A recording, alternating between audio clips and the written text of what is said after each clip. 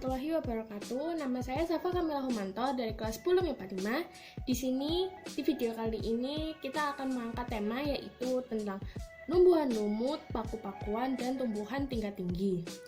Tujuan dari video ini untuk mencari tahu lebih jauh tentang tumbuhan lumut, paku-pakuan, dan tumbuhan tingkat tinggi, serta mencari perbedaan di antara mereka.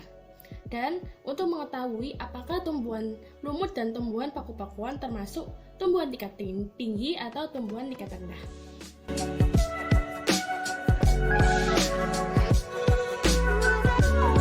Dari foto atau gambar sebelumnya kita menemukan Bryopsida atau lumut daun.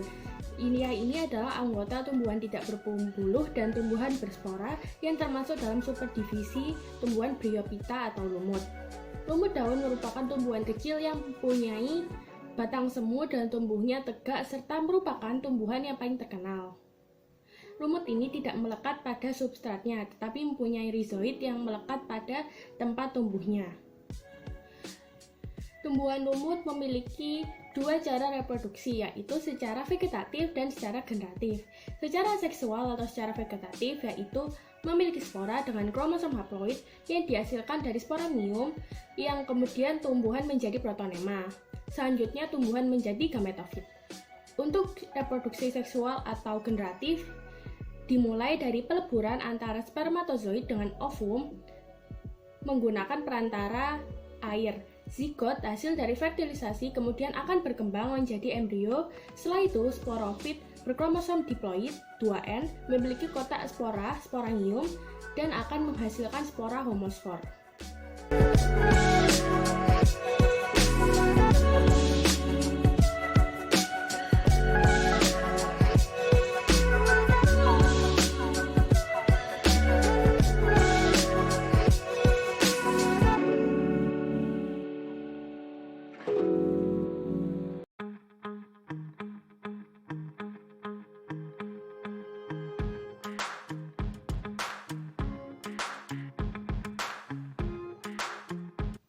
Nah, yang kedua, dari foto atau gambar sebelumnya, kita menemukan tumbuhan paku-pakuan. Tumbuhan paku-pakuan atau pakis-pakisan adalah sekelompok tumbuhan dengan sistem pembuluh sejati, tetapi tidak pernah menghasilkan biji untuk reproduksi seksualnya. Kelompok tumbuhan ini melepaskan spora sebagai alat penyebar luasan atau perbanyakannya, menyerupai kelompok organisme seperti fungi dan lumut.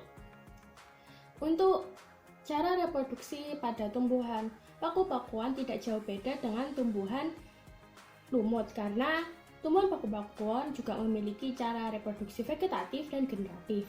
Untuk cara reproduksi vegetatif adalah cara reproduksi secara aseksual tanpa adanya peleburan sel jantan dan betina.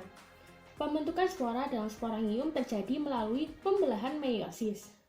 Nah, untuk cara reproduksinya yang pertama ada fragmentasi. Cara fragmentasi ini yaitu pemisahan rizoma dari koloni induk. Pangkal rizoma atau akar tunggalnya mati dan cabang-cabangnya akan tumbuh menjadi individu baru. Terus yang kedua ada kuncup tunas. Ketiga ada tunas ujung daun. Keempat ada umbi batang dan kelima ada tunas akar.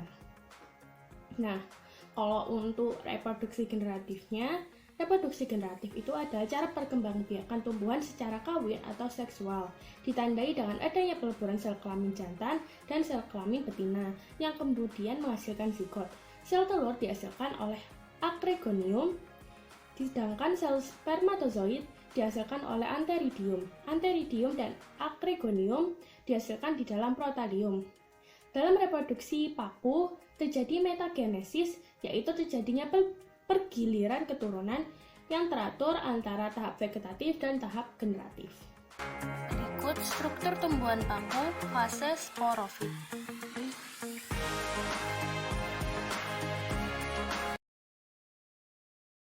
Struktur tumbuhan paku fase gametofit. Mikrofil merupakan daun yang belum terdiferensiasi, artinya daun tersebut masih memiliki jenis jaringan yang sama. Sedangkan makrofil merupakan daun sejati yang digunakan untuk melakukan fotosintesis.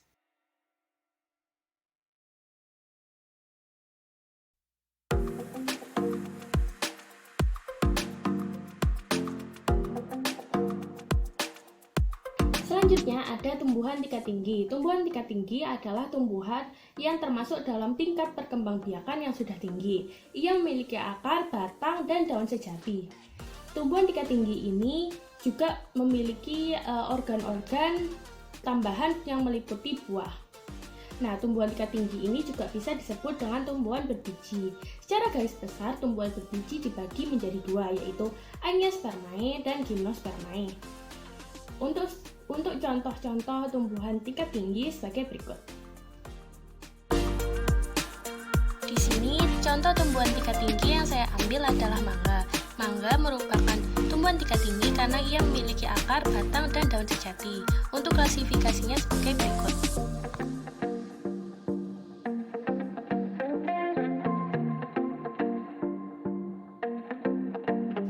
Untuk kesimpulan dari video ini yaitu lumut merupakan tumbuhan tingkat rendah karena ia belum memiliki akar, batang, dan daun sejati. Sedangkan untuk paku-pakuan ia termasuk dalam tumbuhan Cormophyta. Nah, mungkin itu saja yang bisa saya sampaikan di sini. Terima kasih sudah menonton. Maaf jika ada salah kata. Wassalamualaikum warahmatullahi wabarakatuh.